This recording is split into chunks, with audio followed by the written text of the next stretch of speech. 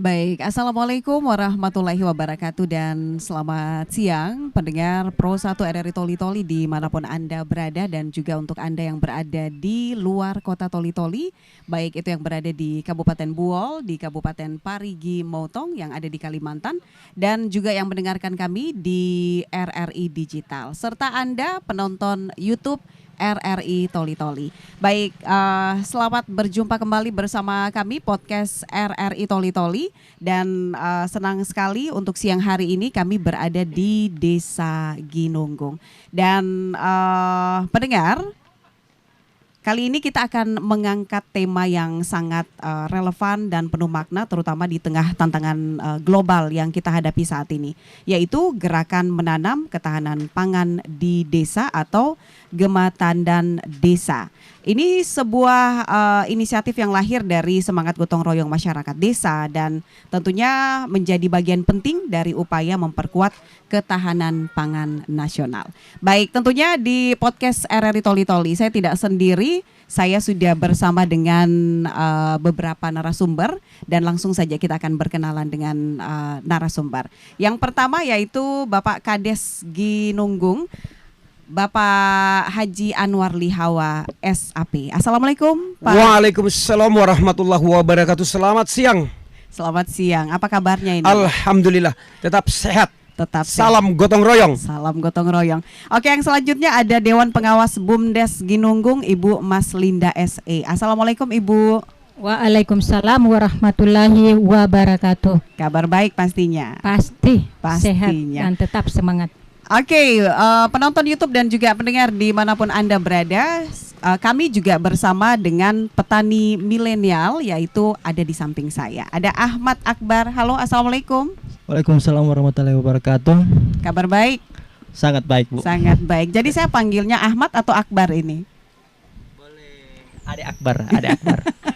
Iya, saya sama adik-adik di sini ya. Oke deh, baik penonton YouTube dan juga pendengar RRI Toli Toli dimanapun Anda berada. Kita di tema kita tadi ya, gerakan menanam ketahanan pangan di desa. Ini khususnya Desa Ginunggung dan Kepala Desa Ginunggung yang memimpin gerakan ini tentunya di barisan terdepan ya Pak Haji Anwar Lihawa. Dan langsung saja saya ke Pak Kades Ginunggung. Sebagai kepala desa, bagaimana Anda memandang pentingnya ketahanan pangan di desa dan kira-kira apa langkah pertama yang Bapak ambil untuk mengembangkan program ini di Desa Ginunggung? Ya, dengan lahirnya Undang-Undang Desa nomor 6 tahun 2014, kemudian dengan peraturan Undang-Undang Desa nomor 3 tahun 2024, ini memberikan satu kemerdekaan kepada desa, bukan hanya menjadi sasaran objek daripada pembangunan itu sendiri, tapi subjek dan objek, sasaran dan pelaku daripada pembangunan itu sendiri. Terlebih-lebih lagi kita di era kepemimpinan Bapak Prabowo Subianto yang dimana dengan astacita di poin ke-6 di sana pembangunan dimulai dari desa, kemudian memperkuat ketahanan pangan, kemudian bagaimana pengentasan kemiskinan di desa. Sehingga di poin ke-6 ini adalah merupakan tugas dan kewajiban kami selaku pemerintah desa untuk menghayo-hayo sekaligus mengedukasi masyarakat, khususnya kelompok-kelompok masyarakat tani yang berkompeten di dalam peningkatan swasembada pangan, sehingga betul-betul pangan kita ini di desa kuat. Dan ini juga telah diatur di dalam peraturan Menteri Desa nomor 10 tahun 2025. Lebih lagi Impres nomor 9 tahun 2025 tentang penguatan atau pemerataan ketahanan pangan di desa melalui peran koperasi Desa Merah Putih. Nah, inilah tentunya upaya dan peran pemerintah desa sebagai tolok ukur kita dalam rangka memperkuat tahanan, seperti gerakan yang kita lakukan hari ini adalah Gema Tandan Desa berdasarkan hasil musyawarah desa pemerintah Desa Ginunggung untuk program Oktober-Maret 2026 kita awali di salah satu kelompok tani yang ada di Dusun Kota Lama, namanya Kelompok Tani Matanggayo, bertepatan dengan hari lahirnya Kesetia kawanan sosial, yaitu semangat solidaritas gotong royong di tanggal 20 Desember 2025 yang ke-77. Jadi bertepatan dengan Hari Bakti Kesetiakawanan Sosial Nasional, kita satu kali mendayun. Untuk bagaimana? Agar masyarakat ini kita edukasi, kita hayo-hayo. Sehingga dengan semangat gotong royong, para petani ini kita kembalikan pada auranya. Hari ini kan petani kita ini semangat gotong royong sudah mulai terkikis. Kalau ada uang ya ada sawah. Tidak ada uang, tidak ada persatuan. Karena mulai pengolahan sampai dengan pasca panen, semua ini pengusaha-pengusaha yang berduit yang sedang menguasai desa hari ini. Sehingga semangat gotong royong di desa yang dulu kita kenal mapalus, ini sudah mulai terkikis. Sehingga yang berduit hari ini yang pegang sawah, maka petani-petani kita mulai tersingkir. Nah, ini yang harus kita edukasi dan menjadi tugas kita semua. Oke, baik. Saya ke Ibu Dewan Pengawas BUMDes dulu ya, Ibu Mas Linda. Bagaimana BUMDes mendukung gerakan ketahanan pangan ini, terutama dari sisi pemberdayaan ekonomi dan juga pemasaran produk pertanian, Ibu? Ya, kalau dari kami BUMDes, ini karena kami dari kepengurusan mendapat jatah dari Kementerian Desa, Bapak dan Ibu sekalian, itu 20% dari dana desa. Jadi peran BUMDes di sini sangat diperlukan peranannya. Karena apa? Di sini masyarakat tidak perlu ke bank. Di BUMDes sudah tersedia dana untuk pengolahan, untuk pembelian bibit, itu semuanya di BUMDes sudah tersedia, Bu. Jadi Al-Fatihah sudah siap untuk pelayanan di bidang pertanian tanaman pangan. Saya rasa begitu, Bu. Oke, saya ke petani milenial dulu nih ya. Siapa Ahmad? Ade Ahmad Akbar. Nah, bagaimana ini Ahmad Akbar melihat kegiatan yang sudah dilakukan oleh kepala desa ini selaku petani milenial? Saya sebagai pelaku petani milenial sangat mengapresiasi yang sedang dilakukan Bapak dan kawan-kawan. Dengan menjalankan kegiatan pada hari ini, kita dapat sekali lagi menselebrasikan kebersamaan kita untuk mengembangkan mengembangkan dunia pertanian yang ada di Desa Gununggung ini. Terus, ya silakan lanjut. Terus bagaimana ini kalau dari hasil pertanian dari Ade Ahmad Akbar? Menurut saya hasil pertanian saat ini adalah tergolong sudah cukup, tapi masih kurang untuk menambah, untuk mendapatkan keuntungan. Sudah untung sebenarnya, tapi belum cukup untuk mengembangkan petani yang ada, karena terbilang hanya cukup saja. Jadi petani yang ada di desa ini atau di Indonesia hanya begitu-begitu saja, sangat sulit untuk berkembang. Iya, tapi sebenarnya ya karena Ahmad Akbar ini selaku petani milenial, kita jarang ya melihat anak-anak milenial zaman sekarang itu turunnya bertani.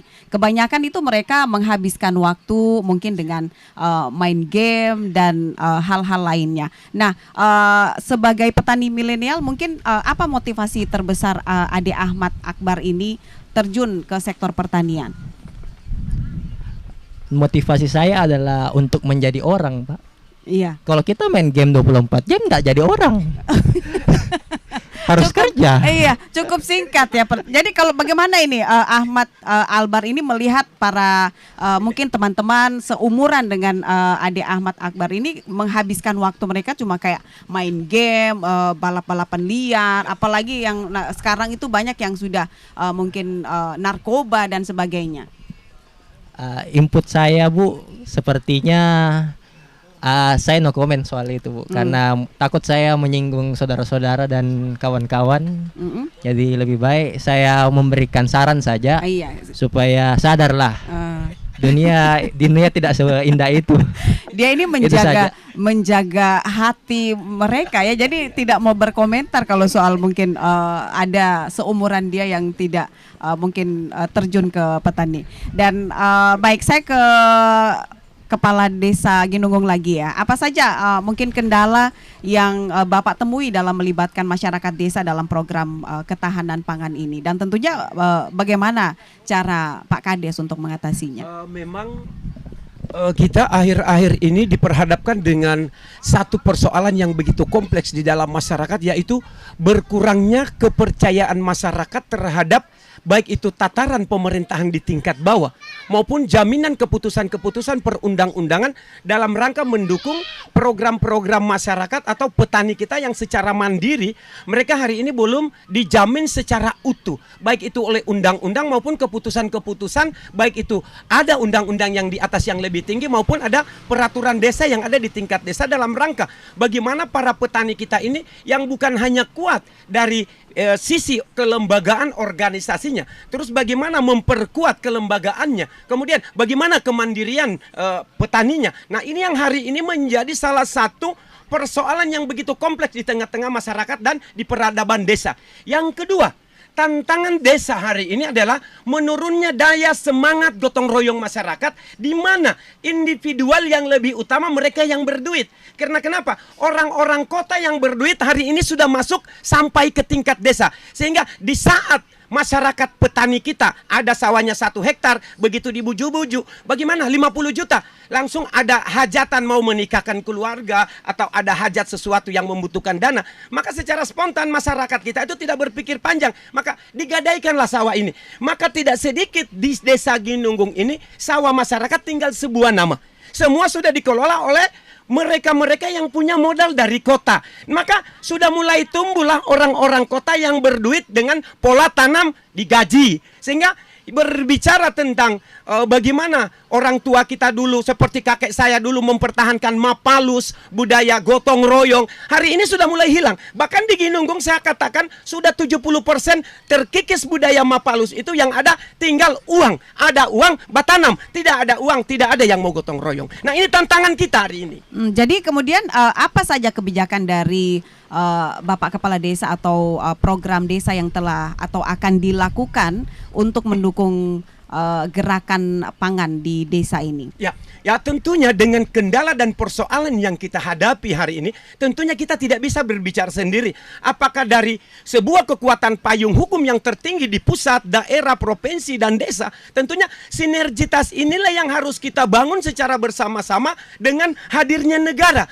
Hadirnya negara di sini adalah ada 3 pilar. Ada dari TNI-nya, ada Polri-nya, ada pemerintah desanya. Maka 3 pilar perpanjangan tangan dari pemerintah pusat, seperti ada Babin Kantikmas, di sini ada TNI, ada Babinsa, di sini ada kepala desa. Maka lahirnya negara di desa inilah yang sebenarnya sinergitas yang harus kita bangun dengan berkolaborasi konsep-konsep pemberdayaan, menghayo-hayo kembali masyarakat petani kita, kemudian mengedukasi kembali, kemudian kita perkuat mereka dengan memberikan penguatan jaminan. Nah, jaminan ini yang hari ini tidak kuat, baik itu terhadap keyakinan petani terhadap perubahan harga di saat panen mereka harga gabah di bawah. Kemudian bagaimana sistem tengkulak yang hari ini merajalela di desa, bahwa masyarakat kita kalau pinjam 1 juta kasih kembali bunga uang 50 kilogram beras. Ini juga merupakan tantangan masyarakat desa. Karena kenapa?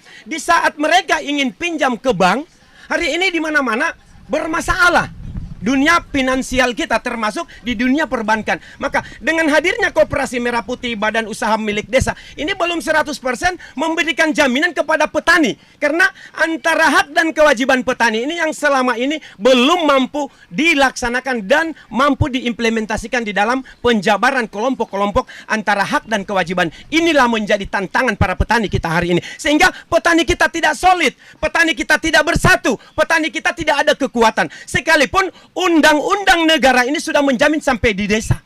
Ini yang menjadi kendala kita. Oke, saya ke Ibu Dewan Pengawas BUMDes nih, Ibu. Kalau tadi kita mendengar apa yang sudah dikatakan oleh Bapak Kepala Desa. Nah, dengan tantangan-tantangan dari para petani ini, kira-kira kebijakan atau program apa yang mungkin akan dilakukan ini? Kalau kami dari BUMDes itu kan sudah ada program. Karena setiap program itu kami melihat data, Bapak dan Ibu sekalian, melihat lihat dulu potensi hasil permasalahan yang ada di desa itu sendiri. Contoh, masyarakat misal di kelompok Kota Nibangun, masalahnya begitu melihat data rata-rata di sini tengkulak kebanyakan. Nah, bagaimana peran BUMDes sehingga masyarakat ini meminjam? Kami berikan pinjaman yang ringan, setelah panen kami ambil berasnya sesuai harga, tidak seperti tengkulak seperti yang Pak Kades sampaikan tadi. Jadi dari lewat BUMDes kami beli berasnya dengan harga yang panen. Jadi kami sesuaikan dengan 2,5 Bu dari BUMDes kami. Seperti itu. Pak Kades, tapi sebenarnya kenapa sih mungkin masyarakat lebih ke tengkulak daripada ke BUMDes ini? Masyarakat kita ini sudah menganut sistem budaya enteng. Maksudnya enteng itu ringan dan mudah. Masyarakat kita ini tidak mau dibiasakan dengan birokrasi dan administrasi. Karena salah satu kendala masyarakat kita ini tidak mau dengan budaya administrasi, tertib administrasi. Sehingga di mana-mana kalau ada peminjaman uang, itu kalau dia hari ini cair, hari ini ditanda tangan, mereka tidak mau ribet. Tapi kalau lewat BUMDes atau lewat Koperasi Desa Merah Putih, ada peraturan antara hak dan kewajiban di dalam organisasi itu. Contoh kalau kita pengurus Koperasi Merah Putih harus menjadi anggota, ada iurannya. Begini juga BUMDes. BUMDes harus ada uang pangkalnya, ada iuran wajibnya, ada simpanan pokok. Nah, masyarakat kita ini budaya-budaya seperti ini memang sudah hilang. Sehingga mereka kalau ada rentenir pinjam 5 juta, pinjam 10 juta, no way. Oke, selesai, tanda tangan kwitansi. Oke, karena memang masyarakat kita ini sudah merupakan budaya. Inilah yang mereka gampang-gampang. Mereka mau yang mudah-mudah saja. Sehingga di mana-mana kalau terlalu ribet peminjaman itu mereka tidak mau. Seperti kita melihat beberapa dunia perbankan yang hari ini sampai masuk lorong dari pintu ke rumah, bahwa ada koperasi-koperasi liar. Apakah itu liar atau tidak liar? Tidak kadang-kala pamit sama kepala desa, tapi begitu bermasalah pinjaman harus lapor kepala desa. Ini juga sebenarnya tantangan kita ke depan di desa. Dengan lahirnya Koperasi Merah Putih sebenarnya solusi dan persoalan ada di Koperasi Desa Merah Putih. Tapi apakah sejauh ini mampu pengurus Koperasi Desa Merah Putih akan bersaing dengan lembaga-lembaga finansial keuangan yang sudah beredar sekian tahun, menguasai dan menggerogoti masyarakat kita? Hati mereka masyarakat ini kan mau dipermudah, mau diperenteng. Hari ini Ginunggung kalau bukan aparat desa yang menjadi anggota koperasi, belum ada masyarakat yang siap. Kalau tidak BPD mendaftar, dari aparat desa mendaftar. Karena kenapa? Ada iuran wajibnya. Ini yang menjadi masalah. Antara hak dan kewajiban di dalam lembaga keuangan desa itu, ini yang menjadi tantangan kita ke depan. Oke, mungkin kita dengar juga ya dari petani milenial ini, mungkin apa tantangannya ketika bertani? Apa mungkin juga Ade Ahmad Akbar ini juga ke tengkulak atau ke BUMDes atau ke Koperasi Merah Putih? Silakan.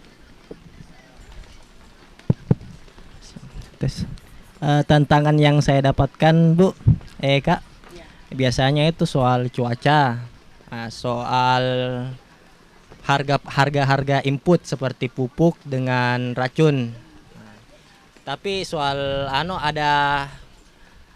ada aplikasi atau ada program dari pemerintah tersebut, sebenarnya saya belum mendengar. Oh, mungkin, begitu ya. Mungkin iklannya belum sampai ke petani-petani yang petani-petani yang di Lakatan atau Tenigi. Tapi kalau kayak Ade Ahmad ini mau pinjaman itu kemana? Ke tengkulak atau ke Koperasi Merah Putih atau ke BUMDes? Atau memang tidak pernah pinjam ini? Tidak pernah pinjam. Oh, berarti dia banyak kita ini mandiri. punya prinsip Bu.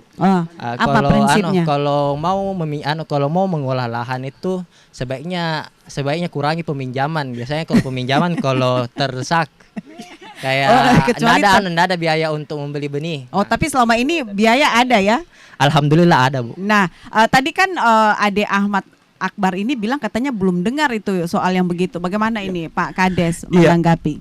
Memang keterbatasan informasi tentang Koperasi Merah Putih maupun BUMDes di kalangan tataran masyarakat, termasuk di tingkat tataran kaum milenial. Karena yang pertama, milenial kita ini diperhadapkan dengan informasi yang semakin canggih. Mereka mempunyai umpamanya HP yang canggih, sehingga anak-anak muda kita ini kalau ada undangan di desa sampai di rumahnya atau tidak sampai di rumahnya, mereka tidak lagi tertarik di dalam pertemuan atau musyawarah-musyawarah duduk bersama pemerintah desa, atau bagaimana peran pemuda atau bagaimana peran milenial ke depan. Sehingga dengan keterbatasan informasi baik itu BUMDes maupun Koperasi Merah Putih, mereka belum paham di dalamnya karena mereka tidak tertarik di dalam simbol-simbol BUMDes dan daripada Koperasi Merah Putih. Mereka lebih tertarik dengan informasi-informasi yang ada di TikTok. Sehingga memang ini tantangan desa sebenarnya, bagaimana desa juga ke depan menjadi harapan Menteri Desa menjadi desa digital. Nah, ini yang sementara kita kolaborasi pemerintah pusat dan daerah serta dan desa itu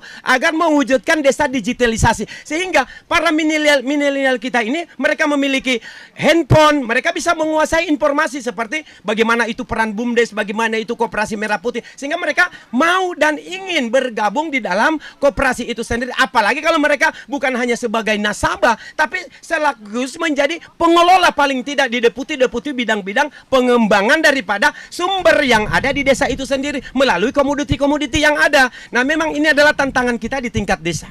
Oke, nah dari Ibu BUMDes bagaimana ini? Mungkin perlu ada sosialisasi mungkin ke pelosok-pelosok ini supaya masyarakat juga tahu.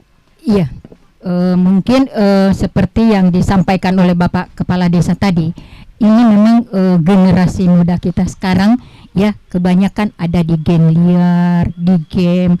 Jadi kita memang lihat zaman, Bu, tidak seperti kita zaman dulu orang aktif di musyawarah desa, kemana-mana kita harus musyawarah.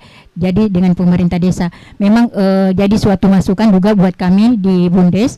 Ini insya Allah di tahun-tahun akan datang kami akan melaksanakan di tiap-tiap dusun. Ini sudah dalam program kami masuk untuk sosialisasi gitu. Oke, saya kembali ke Pak Kades nih. Pak Kades, bagaimana tadi kan Pak Kades sudah mengatakan kolaborasi antara pemerintah dan juga lembaga. Bagaimana Pak Kades melihat ini pentingnya kolaborasi ini, Pak Kades? Iya, pentingnya kolaborasi ini adalah untuk saling menguatkan.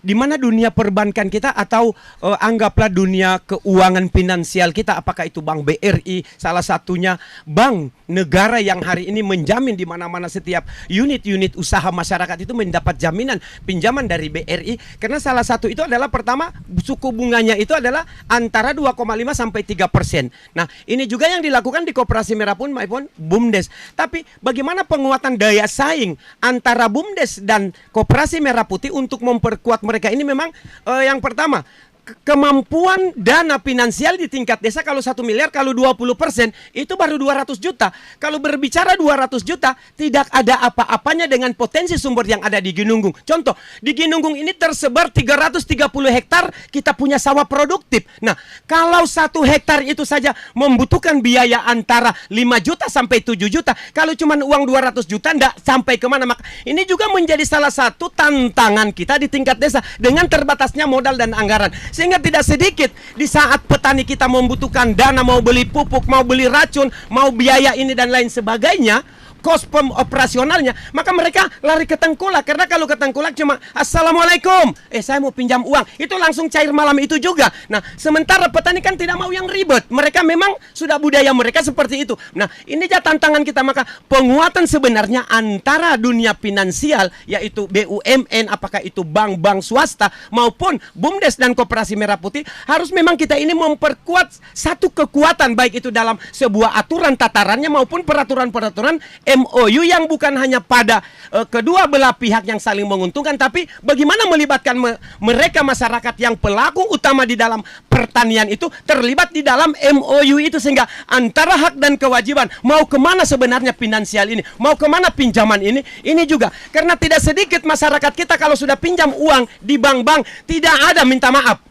Mungkin ya mudah-mudahan di Kabupaten Toli-Toli setiap orang pinjam di bank pasti dilelang dia punya rumah. Ini salah satu tantangan masuk di desa saya.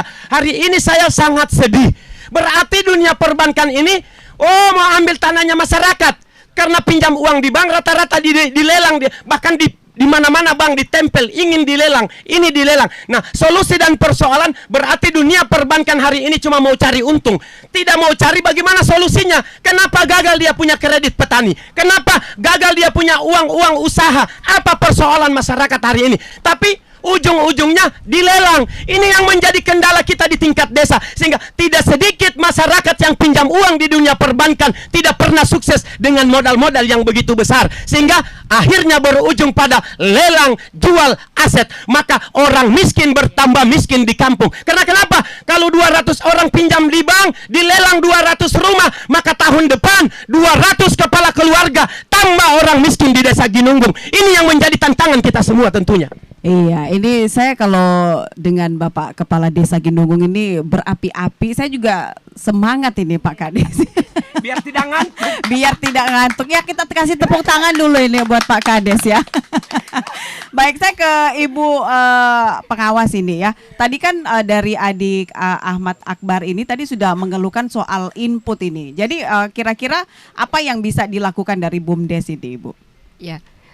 Kalau untuk sementara, karena kita sementara mengusulkan anggaran, menyusun ya program, kami akan masukkan program seperti yang disampaikan oleh adik Akbar. Ini insya Allah di 2026 kita sinergi dengan pemuda milenial. Kita akan berjalan berbarengan sesuai dengan impian mereka. Orang-orang anak milenial jangan hanya main di HP atau main-main di game motor. Mari kita sama-sama ciptakan kita punya daerah gerakan menanam untuk tanaman pangan sesuai dengan potensi daerahnya kita masing-masing. Seperti itu. Oke, kalau ke adik Ahmad Akbar ini, kemudian apa yang ingin Anda sampaikan kepada kaum milenial ini di luar? Mungkin sedikit ajakan supaya mau bertani.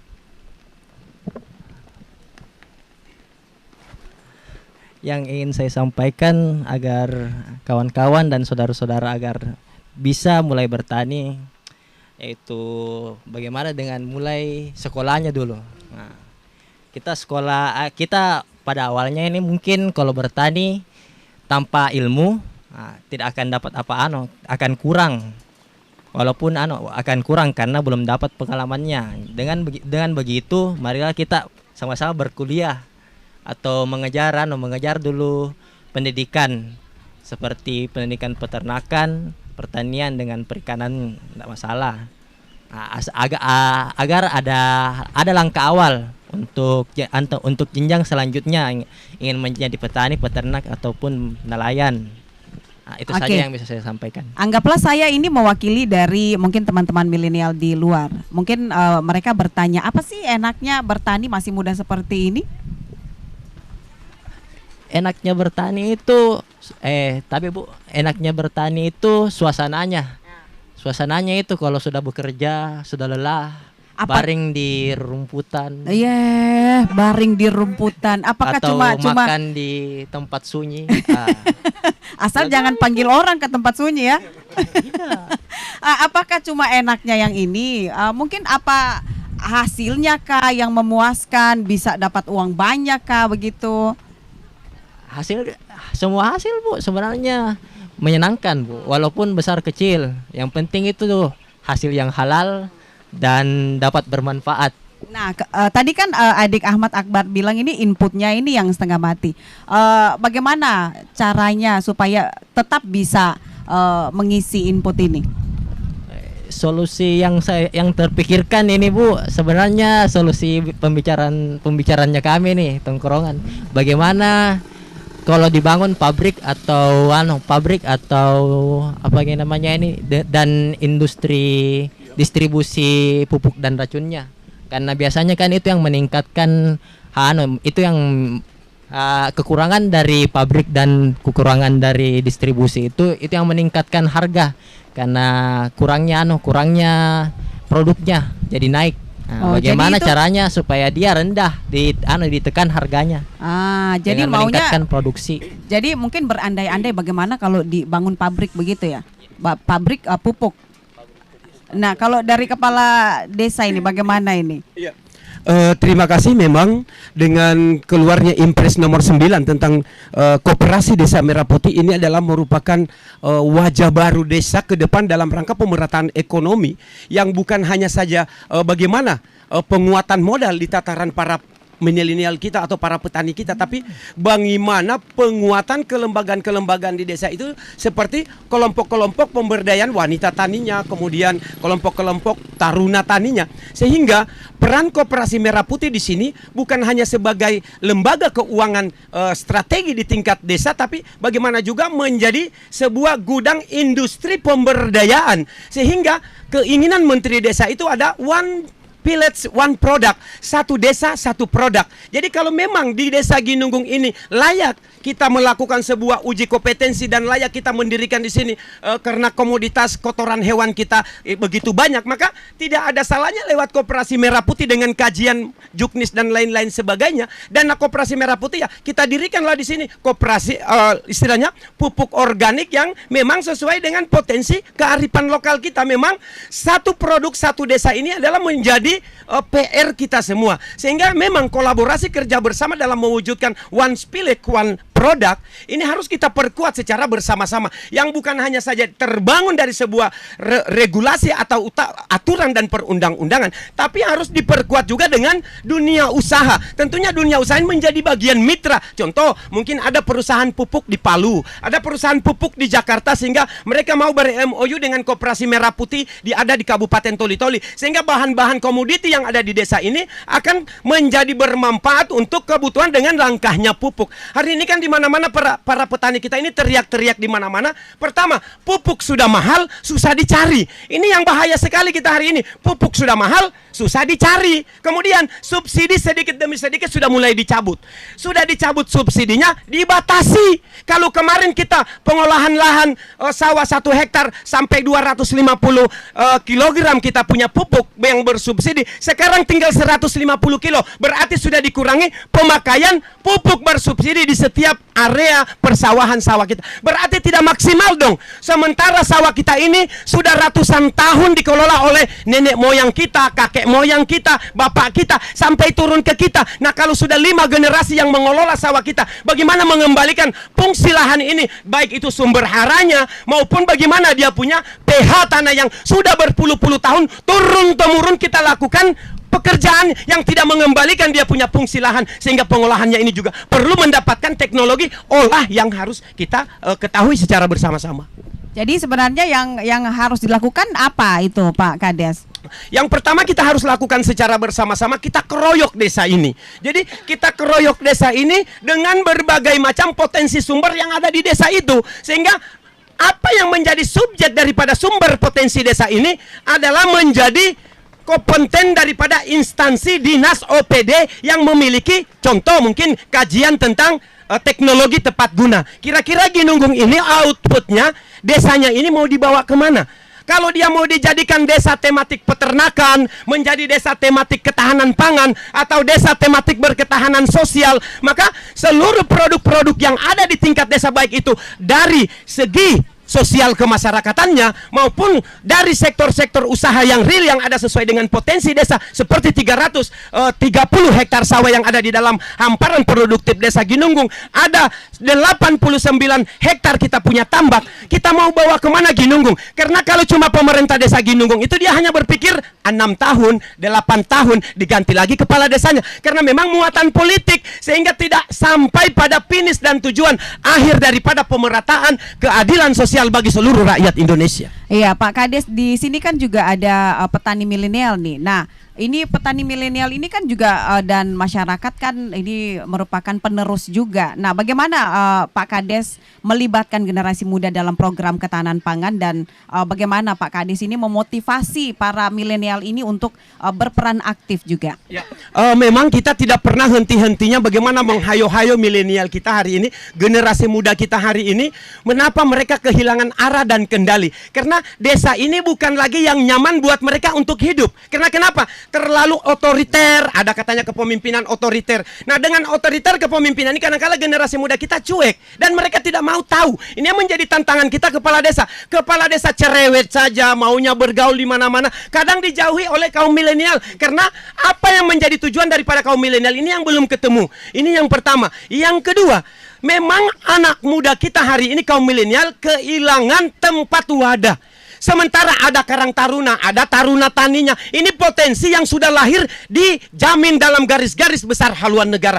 Hari ini generasi muda kita tidak mau mereka masuk ke NPI, tidak mau masuk di remaja Islam masjid, tidak mau lagi di dewa pemuda gerejanya, tidak mau lagi aktif di Taruna Taninya, tidak mau lagi di milenialnya. Alhamdulillah, kenapa? Ginunggung ini kita hayo-hayo, karena kenapa? Katanya bapakku jadi petani sampai hari ini susah. Kalau tidak ngutang sama tengkulak, tidak pegang uang puluhan juta. Sehingga mereka gengsi. Kalau bapaknya itu petani, tidak mau dibilang bapaknya petani. Dan mereka tidak mau petani. Mereka lebih suka kerja di kota, banyak ke Morowali, cari industri-industri. Sementara kerjanya di sana lebih susah di kota sana. Tapi mereka karena berpikir duit dengan malu, kadang-kala tinggal sebuah nama sampai di desa dengan mayat. Sementara mereka bekerja di desa banyak lahan. Nah, inilah kendala kita para milenial yang tidak tertarik membangun desanya. Karena mereka punya cita-cita sudah terlalu tinggi di awan-awan sana. Sementara pondasi dasar desa mereka tidak gali. Apa yang ada mereka miliki sebagai potensi sumber. Kemudian kita implementasikan dengan potensi sumber daya alam kita. Sehingga mendukung program-program desa.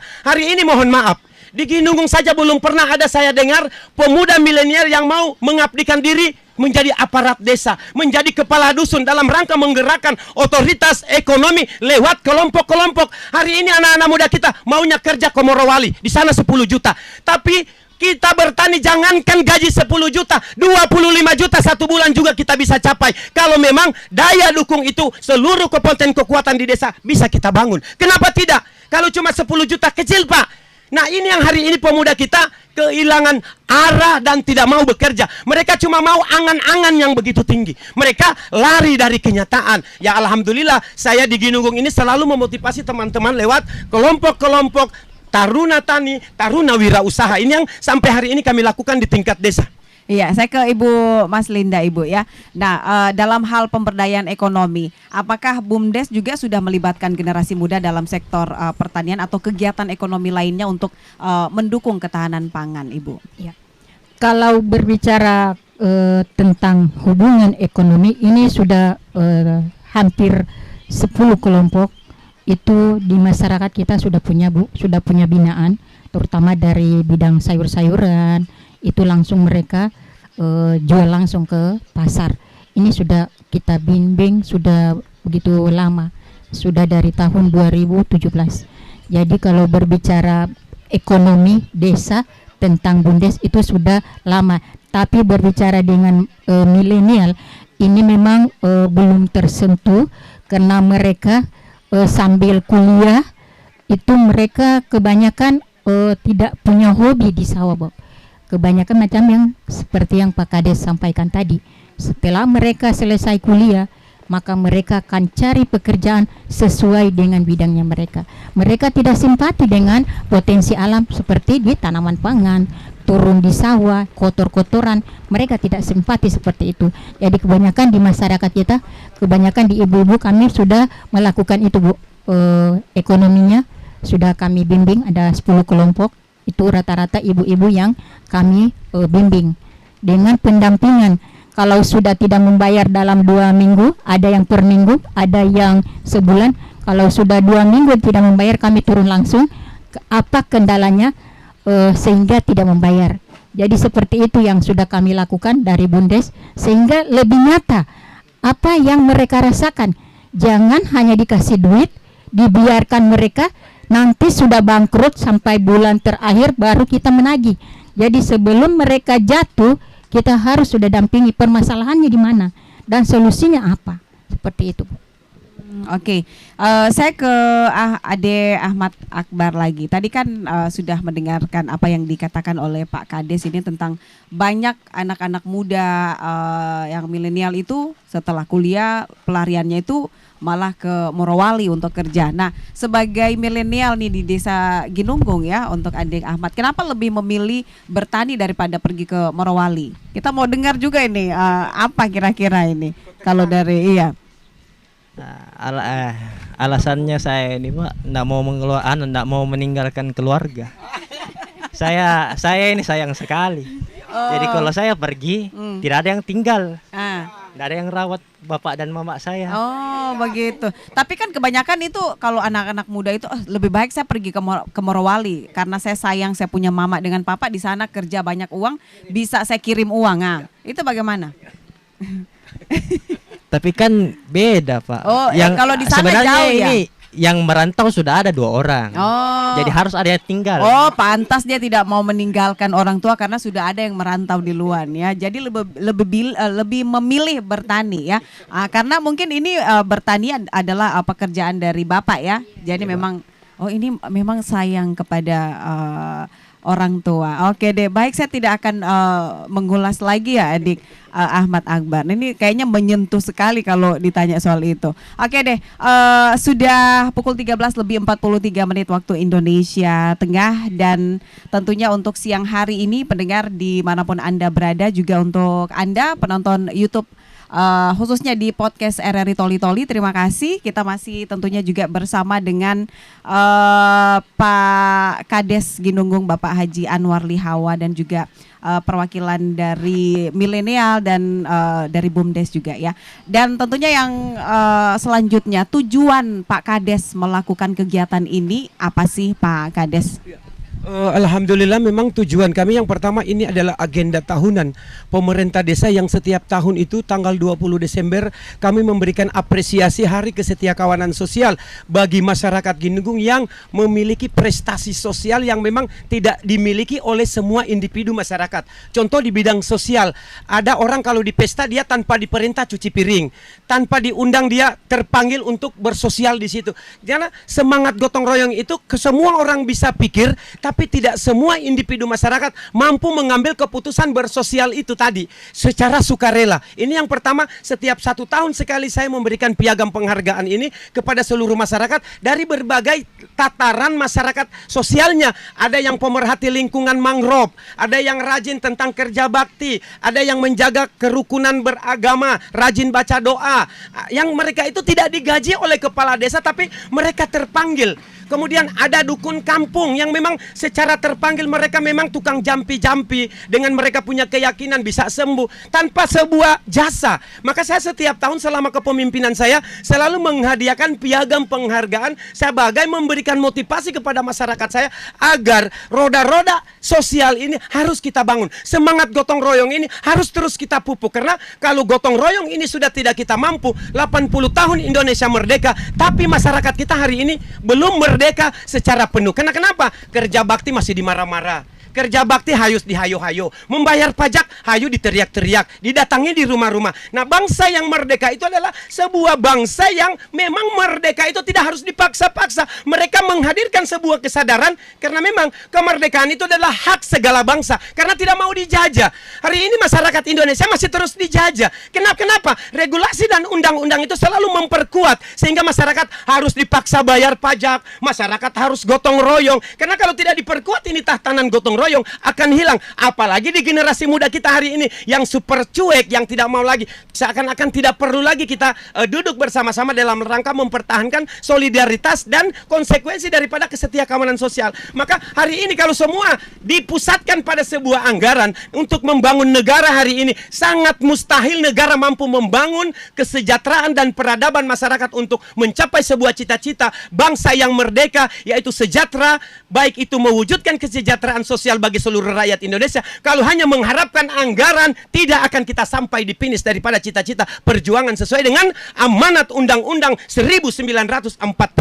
Karena anggaran selalu, tapi kalau dengan semangat gotong royong, semangat solidaritas, maka tanpa anggaran kita terpanggil. Oh, ini selokan sudah saatnya dia macet. Oh, enggak usah harus tunggu anggarannya dong. Kepala desa kan tidak anggarkan, ini saluran. Jadi kalau masyarakat selalu andalkan bantuan, harus ada anggaran. Kapan kita mau solidaritas? Kapan tanggung jawab sosial masyarakat harus kita bangun? Nah, ini yang harus kita perkuat. Baik para pemangku kebijakan, yang pengambil keputusan harus memberi contoh. Tuturi handayani. Ini yang harus kita bangun. Iya, Pak Kades, dari segala macam tantangan ya yang sudah Pak Kades sampaikan tadi, kedepannya mungkin bagaimana strategis yang akan dilakukan ini, Kades? Ya. Yang pertama, kita mengembalikan fungsi aura rakyat masyarakat itu sendiri. Hari ini masyarakat ini dipoles oleh desakan-desakan, intervensi, kemudian ancaman dan tekanan. Jadi dengan tekanan, ancaman, dan intimidasi terhadap masyarakat, dengan bebasnya politik Indonesia hari ini di tingkat desa sampai di tingkat dusun, maka merubah wacana masyarakat. Sehingga masyarakat ada uang, ada partai, ada uang, ada suara. Karena kenapa? Kita para pemangku kepentingan ini yang memberi contoh kepada mereka, bawa uang ke mereka, sehingga kita biasakan mereka dengan uang. Maka hari ini tidak ada gotong royong, ada uang baru gotong royong. Ini yang hari ini harus kita rubah. Maka kita yang sebagai contoh figur harus memberi contoh semangat gotong royong ini. Tidak bisa masyarakat selalu dibiasakan dengan uang, selalu dibiasakan dengan bantuan. Maka sebenarnya bantuan ini stop, kita stopkan dulu, kemudian kita kembalikan fungsi masyarakat ini sebagai subjek dan objek daripada pembangunan itu sendiri. Sehingga hak-hak masyarakat harus kita bawa secara bersama-sama, bukan kepentingan. Kalau kepentingan yang kita bawa di dalam masyarakat, oh ini bukan orangku, oh ini bukan orangku, oh ini bukan pendukungku, oh ini bukan partaiku. Dan kalau kita sudah berbicara warna-warna Indonesia, maka di situ ada this. Maka kita akan orang yang akan tersingkirkan karena kita bukan paham mereka. Oh ini bukan warna saya, ini bukan warna si A. Nah, ini harus kita hilangkan jauh-jauh. Apalagi kalau berbicara pemerintah. Contoh, saya kepala desa. Kalau saya kepala desa di Ginunggung, warna-warna itu saya jadikan pembeda, maka saya tidak akan diterima oleh masyarakat saya. Karena kenapa? Warna ini yang akan menjadi this di antara masyarakat. Untuk apa? Untuk menjalankan hak dan kewajibannya sebagai warga negara itu sendiri di tingkat desa. Oke, Ibu, saya ke Ibu Mas Linda ya.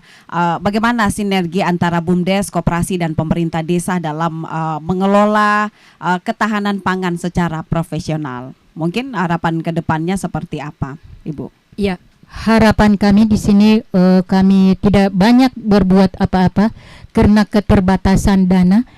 Kalau dilihat memang seperti yang disampaikan oleh Bapak Kades, dana yang 20% itu sekitar 223.150.000. Itu hanya dapat melayani sekitaran 50 anggota kelompok. Jadi kami tidak terlalu banyak berbuat apa-apa. Jadi kami minta kepada seluruh stakeholder, mari bekerja sama dengan tanpa melihat warna-warna. Baju seperti yang disampaikan oleh Bapak Kades tadi, inilah yang sudah dialami, yang menjadi pemisah di desa. Jadi adanya partai ini, karena setiap bantuan harus melihat warna baju, tidak melihat daripada permasalahan yang ada di desa itu sendiri, seperti itu. Jadi kami mohon kepada yang mendengar di seluruh RR ini, khususnya yang punya jabatan terutama di tanaman pangan, kalau memberi bantuan jangan melihat warna-warna baju. Itu pesan kami dari BUMDes. Yang terakhir ini Ibu Mas Linda, mungkin apa pesannya juga kepada masyarakat agar ikut mengawasi dan juga mendukung BUMDes sebagai aset bersama di desa? Nah, kalau melihat ini masyarakat, kalau mendengarkan bantuan seperti itu, mereka sudah merasa ini tidak perlu dikembalikan, Bu. Nah, ini dilema. Selama ini yang kami hadapi, seperti kami BUMDes, kami nanti persuasif. Turun, Bu, bagaimana ini lambat, sudah setorannya. Oh ini Bu, padahal begitu ditelusuri, mereka ini punya pinjaman sana sini Bu. Nah ini yang harus, tapi kami tidak putus asa. Sebagai BUMDes kami tetap persuasif pendekatan bagaimana mereka merasa memiliki. Kalau ini BUMDes adalah tempat atau wadah ekonomi yang dimiliki desa, peruntukannya juga untuk kesejahteraan masyarakat kita, seperti itu. Oke, kita sudah di menit-menit terakhir ya untuk acara kita di podcast RRI. Saya langsung ke Pak Kades ini sebagai penutup, apa harapan Bapak terhadap kolaborasi antara desa, koperasi dan juga BUMDes, apalagi juga terhadap masyarakat ya dalam memperkuat ketahanan pangan ke depannya. Ya.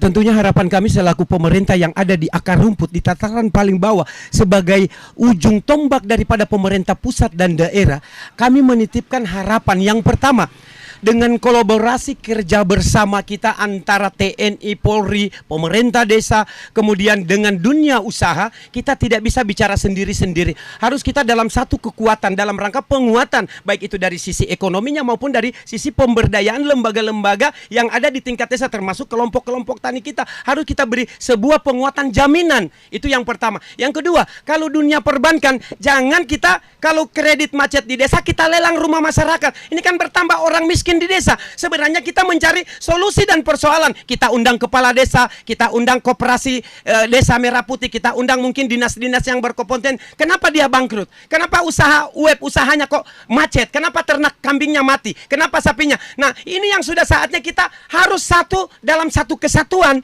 Bukan membiarkan masyarakat yang kredit 20 juta, 50 juta langsung dilelang rumahnya. Ini yang saya tidak terima di Ginunggung hari ini. Maka orang Ginunggung setiap tahun kehilangan rumah antara 10 sampai 20 rumah. Bayangkan kalau 5 tahun saya memimpin, berarti ada 100 rumah yang harus dilelang di desa Ginunggung karena gara-gara kredit bank yang macet. Ini yang juga saya tidak terima. Maka harus kita duduk bersama dengan para penjamin, jaminan kredit rakyat ini harus kita kembalikan fungsi masyarakat, karena tidak ada seorang pun di negara ini mau gagal atau mau bangkrut. Kita ini semua mau bekerja, kita ini mau sukses, tapi karena jalan-jalan kehidupan itu yang menggiring kita karena orang lain. Kita sukses karena orang lain, kita gagal juga karena orang lain. Tidak mungkin saya rusak karena diri saya sendiri kalau tidak di sekitar saya. Maka harus kita bangun secara bersama-sama. Inilah yang dikatakan kerja bersama. Seperti pemerintah desa bukan kerja sama bersama Sekolah Tinggi Ilmu Pertanian Kabupaten Toli-Toli, tapi kerja bersama. Kalau kerja bersama, kalau ngangkat kursi ya ngangkat kursi sama-sama. Bukan kerja bersama, kades ngangkat kursi, anak-anak lihat-lihat. Ini yang tidak cocok di negara kita. Maka sudah saatnya bagaimana kita berkolaborasi memperkuat ketahanan pangan di desa. Harus tidak bisa jadi penonton, harus menjadi contoh, tuturi, handayani. Ini yang harus kita harapkan. Baik, terima kasih Bapak Kepala Desa Ginunggung, Bapak Haji Anwar Lihawa SAP, dan tentunya juga terima kasih untuk Ibu Mas Linda SE selaku Dewan Pengawas BUMDes Ginunggung, dan pastinya juga petani milenial kita Ade Ahmad Akbar ya. Semoga sukses ke depannya ya, bisa membanggakan kedua orang tua. Amin. Dan tentunya pendengar dan juga penonton YouTube dimanapun Anda berada, dari diskusi hari ini kita belajar bahwa ketahanan pangan bukan hanya soal pangan, tetapi juga tentang kesetiakawanan sosial, dan pastinya juga ada kerjasama ya. Dan akhirnya demikian podcast untuk saat ini. Saya Baika Bahtiar mengucapkan terima kasih dan sampai jumpa di podcast selanjutnya. Assalamualaikum. Waalaikumsalam.